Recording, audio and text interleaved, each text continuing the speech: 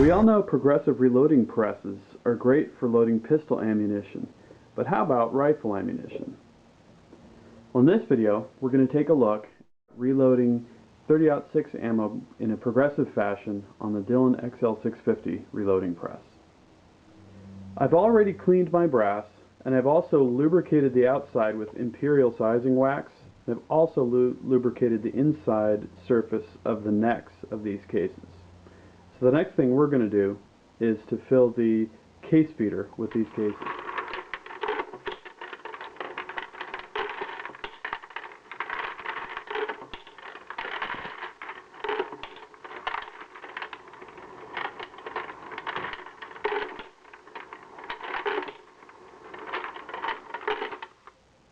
And when it's full, it shuts off automatically.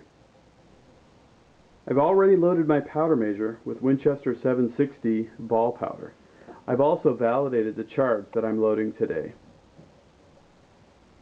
Next, I'm going to use a primer pickup tube to load some large rifle primers.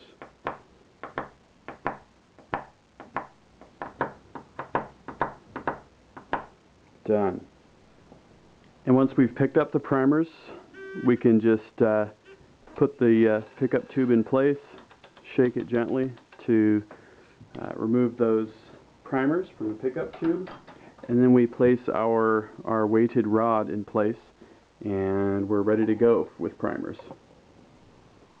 Now that we have the primer tube full, we can manually index the primer arm by lifting the ram slightly to get the punch out of the way, and then just continue to ratchet the primer wheel until you see a primer under the shell plate.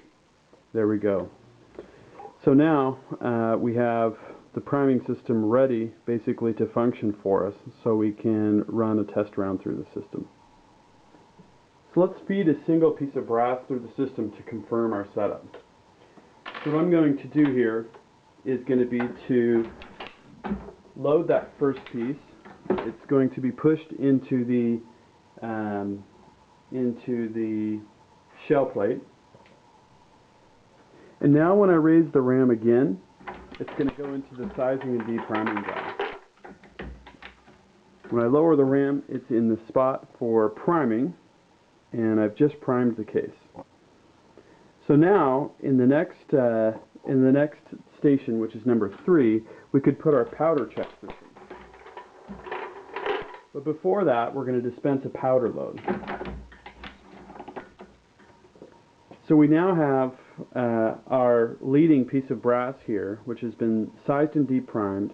It's been reprimed. It's been powder charged. And now we're under that station, which we're not going to use in this particular case, because we don't have the powder check system in. We're going to do a visual on the powder level before we place the bullet. So let's place that bullet, and then we will check our cartridge overall length to make sure that we're in spec. And in order to remove the round, to check its cartridge overall length, we need to remove the locator pin.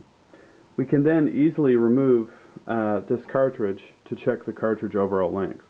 And what I've got here is a digital caliper which has a cartridge overall length gauge installed, a bullet comparator. And so what I'm going to do is hold this gauge against the stationary side of the caliper. I'm going to carefully center the gauge until it contacts the curve on the bullet there. So I'm going to then look at the measurement, and it looks good. We're within about 1/1000th of an inch of our reference round, which we loaded with a different bullet, but which was compared against the rifle, which we're loading for in this particular case.